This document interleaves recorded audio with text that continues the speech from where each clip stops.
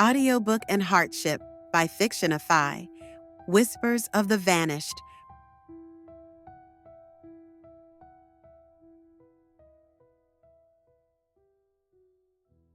A Line in the Sand. Rain came in soft sheets against the windows of Cole's apartment, tapping a quiet rhythm as if urging him to stay still. But his mind wasn't still. It was racing, images, questions, and Elena Hart's voice tangled through every thought like smoke he couldn't clear. She shouldn't have gotten under his skin, but she had. His desk was cluttered with files, but only one mattered right now. A thin manila folder labeled Elena Hart.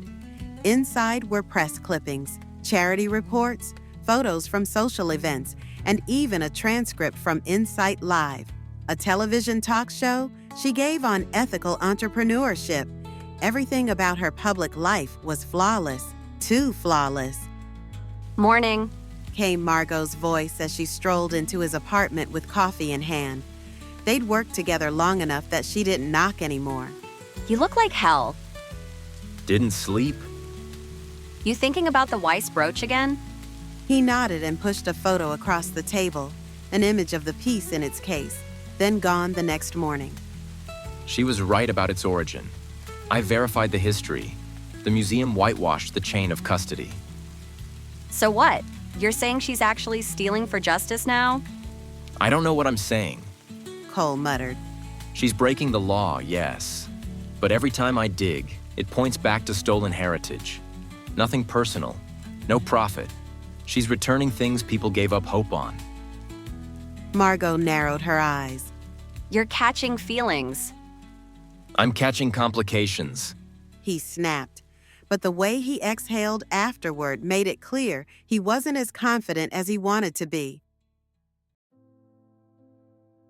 Elena stood in a quiet gallery, staring at a painting. Woman with silver hair, unsigned, stolen from a Polish collector during the Nazi occupation and later misattributed to an Austrian artist.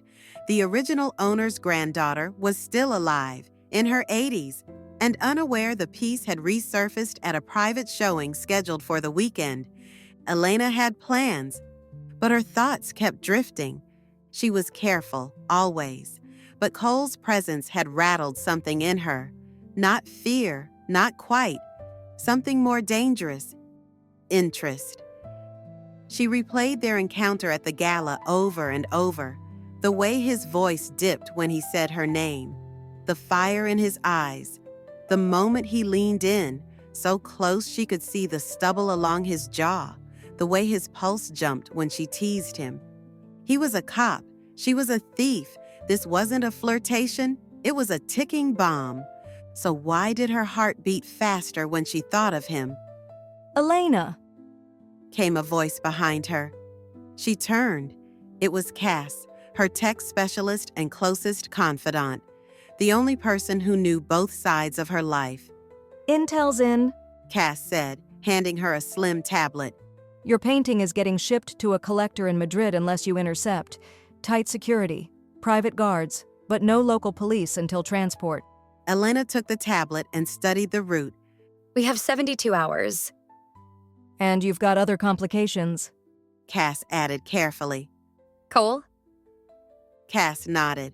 He's been watching footage, background checks. He knows something's off. Elena let out a breath. I'll handle him. Cass frowned. That's not the first time you've said that. Just be careful, okay? He's not like the others. No, She agreed softly. he's not. That night, Elena sat alone in a jazz bar tucked into a quiet corner of the West Village. Low lights, soft saxophone, the kind of place where secrets could breathe and time slowed down. She didn't expect anyone to find her here, which made it all the more surprising when someone slid into the seat across from her. Cole? No badge, no uniform, just a charcoal gray coat over a simple black shirt. He looked more like a man chasing a ghost than a cop on duty. I figured you'd show up eventually. She said without looking at him. You always drink alone? Sometimes the best company is my own. Then I'll try not to ruin that. She glanced at him then, and something in her chest tightened. He looked tired, not defeated, just worn by the weight of truth.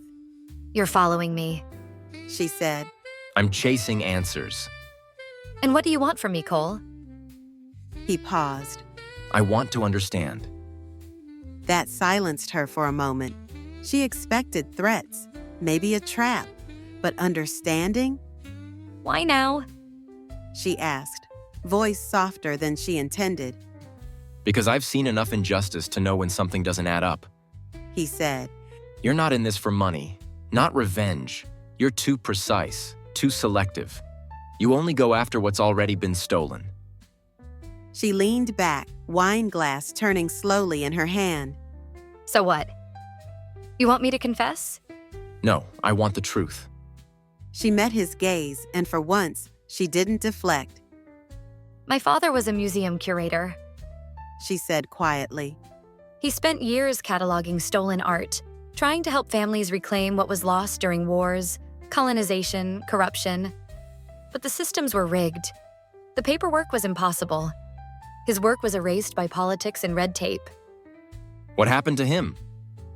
He died in court, testifying, heart attack, stress. I watched the people he fought against buy their way out of justice. Cole said nothing. He only listened. That's why I do it. She continued. Not for glory, not for headlines, for families who deserve the truth. And when you're caught? She smiled faintly. I'll make sure everything is already returned by then. Cole leaned forward, elbows on the table. Then what do you do when the person chasing you starts hoping you won't get caught? Her eyes flickered. Is that what's happening? A long beat passed between them. Yes. He said finally. And I don't know what the hell to do with that. Their hands were inches apart now on the table. One move could change everything. But neither moved. Not yet.